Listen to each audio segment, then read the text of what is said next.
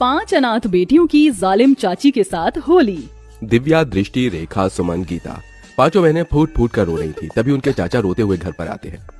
चाचा जी आप आ गए? कहाँ है हमारे माता पिता? चाचा जी आप जब क्यों हो बताओ ना। अब तुम्हारे माता पिता कभी नहीं आ पाएंगे। क्यों चाचा जी आप ऐसा क्यों बोल रहे हो? मेरी प्यारी बेटियों, आज से मैं ही तुम्हारा पिता हूँ। तुम्हारे माँ पिता भगवान को प्यारे हो गए हैं। अब वो भगवान के पास ही रहेंगे। नहीं ऐसा मत कहिए, बताइए हमारे माता पिता कहाँ हैं? उनके बिना हम कैसे रहेंगे? 5 बेटियों की बातें सुनकर सर्वेश उन्हें गले से लगा लेता है, जिसके बाद वो रोते हुए अपने कमरे में आता है, जहाँ उसकी पत्नी निकिता उससे कहती है, कराए अपने भैया भाभी का अंतिम संस्कार? हाँ कराया। चलो ये तो ठीक है, लेकिन अब मुझे ये बताओ इन 5 लड़कियों का क्या होगा? तुम ये कैसी बातें कर रही हो? इनका क्या होगा मतलब? अरे ये अनाथ हो गई हैं। इस घर के अलावा इनके पास और कोई रहने का ठिकाना भी नहीं है। वाह वाह, देखो तो सही, तुम्हारे भैया भाभी तो मर गए और हमारी छाती पर इन 5 लड़कियों को छोड़ गए। कौन करेगा इनका कन्यादान? मैं इनका चाचा हूँ, मैं करूँगा। तुम करोगे? तुमसे अपनी औलाद तो पाली नहीं जाती। तुम्हारा बेटा इतने दिनों से एक साइकिल की जिद कर रहा है, तुमसे एक साइकिल तो ली नहीं गई। इस घर और परिवार को चलाने के लिए मैं शहर जाकर नौकरी करूंगा। तुम हमारे बेटे और 5 लड़कियों का ध्यान रखना। ऐसा कहने के बाद सर्वेश अपना सामान पैक करता है। चाचा जी आप कहाँ जा रहे हैं? तुम 5 अपना ख्याल रखना, मैं शहर जा रहा हूँ काम के लिए। सर्वेश उनकी शादी के लिए पैसे जोड़ने शहर चला जाता है। इधर उसके जाते ही निकिता अनाथ बहनों के ऊपर अत्याचार करना शुरू कर देती है। अब ये मेरा मुंह क्या देख रही हो? इस घर में तुम्हें फ्री पोकट की खाने को नहीं मिलेगी। चलो जल्दी जल्दी काम करो, घर में बहुत काम है। चाची जी आप हमें बता दीजिए कि क्या क्या काम करने हैं, हम सारे काम कर लेंगे। लेकिन हमारी ये 2 छोटी बहनें हैं, इनसे काम मत करवाइएगा। रोटी की कमाई हर किसी के लिए बराबर है, इसलिए तुम 5 को ही घर के काम करने पड़ेंगे।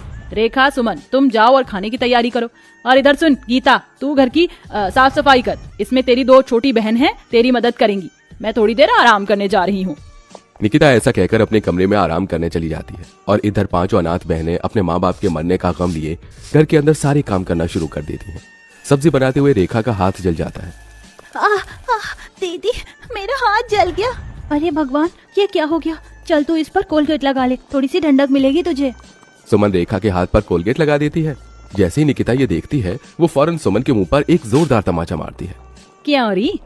कोलगेट क्या तेरे माता पिता यहाँ रख कर जा रहे हैं, जो लाडो रानी प्यार प्यार में अपनी बहन के हाथ पर लगाई जा रही हैं?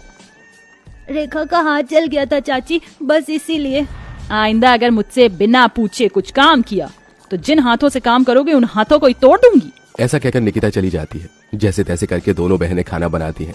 खाना खाने के समय उसका बेटा निखिल कहता है, माँ कैसा खाना बनाया है, कितना बकवास है। निकिता सारा खाना फेंक देती है। तुम नालायकों को तो खाना बनाना भी नहीं आता, जाओ दोबारा से सही से खाना बना कर लाओ। इस तरह निकिता दोबारा से उन बेचारी अनाथ बहनों को खाना बनाने के लिए भेज देती है। दोबारा खाना थोड़ा सही बनता है, इसलिए दोनों माँ बेटे खाना खा जाते हैं और उन 5 के लिए कुछ नहीं बचाते। बहुत जोर से भूख लगी है दीदी, मुझे भी बहुत जोर से भूख लगी है। तुम यहीं रुको, मैं चाची जी से खाना लेकर आती हूँ। सुमन अपनी बहनों से ऐसा कहकर अपनी चाची से खाना मांगने जाती है, लेकिन उसकी चाची अपने बेटे के साथ अपने कमरे में सो रही होती है। चाची तो सो रही है, एक काम करती हूँ, खुद ही अपनी बहनों के लिए खाना ले जाती हूँ।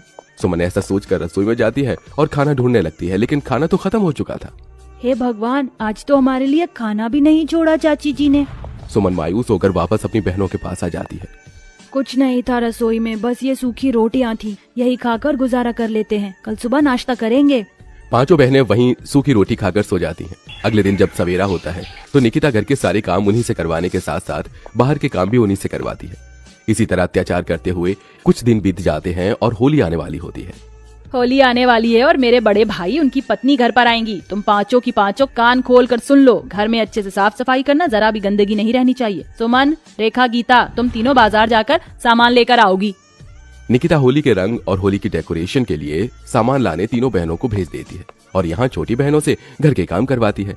लेकिन बाहर से सामान लाते समय जब वो तीनों सड़क पार कर रही होती हैं, तो उनका ध्यान गाड़ियों पर नहीं होता, जिसकी वजह से उनका एक्सीडेंट हो जाता है। मेरे हाथ पर लग गई। चलो चलो, ज्यादा नहीं, थोड़ी सी खरोच आई है, घर चलते हैं। तीनों बहनें चोट लगने के बाद भी घर आ जाती हैं, जहाँ उनका टूटा फूटा गंदा सामान देखकर निकिता बहुत गुस्से में आ जाती है। ये तुमने क्या किया? सारा सामान बर्बाद कर दिया। कहाँ लोट पोट होकर आ रही हो? चाची जी हमारा एक्सीडेंट हो गया था, हमें चोट भी लगी है। मुझे बहाने देने की जरूरत नहीं है, मैं तुम्हें अच्छे से जानती हूँ। चलो अब जाकर काम करो घर के। पांचों बहनें घर के कामों में ही लगी रहती हैं। 2 दिन में इतने के बाद होली आ जाती है। यहाँ होली वाले दिन घर पर बढ़िया बढ़िया पकवान भी आते हैं जो निकिता अपने कुछ रिश्तेदारों के साथ बैठकर खा रही होती है। साथ में उनका बेटा निखिल भी बढ़िया बढ़िया पकवान खाते हुए पांचों बहनों को चिढ़ाता है। देखो देखो, तुम्हें ये खाने को कभी नहीं मिलेगा, इसलिए मुझे देखकर ही अपना मन भर लो। निखिल के ये कहने पर पांचों बहनें उसे देखती ही रह जाती हैं। कुछ देर बाद निखिल पिचकारियों से खेल रहा होता है तो वो उन पांचों बहनों को दिखा दिखाकर उन्हें चिढ़ाता है, जिसके चलते वो पांचों अपनी चाची के पास जाती हैं। चाची चाची हमें भी भूख लगी है, हमें भी पकवान खाने हैं। चाची हमारे माता पिता हमारे लिए हर साल होली पर पिचकारी और रंग लाकर दिया करते थे होली खेलने के लिए। आप हमें दे दो, हमें होली खेलनी है। हाँ चाची, हमारा होली खेलने का बहुत मन कर रहा है। अच्छा, तो तुम पांचों को होली खेलनी है? रुको, मैं तुम्हें होली खिलाती हूँ, आओ मेरे साथ। निकिता प्यार प्यार से उन्हें अपने साथ ले जाती और बाहर घर के आंगन में पेड़ से बांधकर उन्हें डंडे से मारना शुरू कर देती है।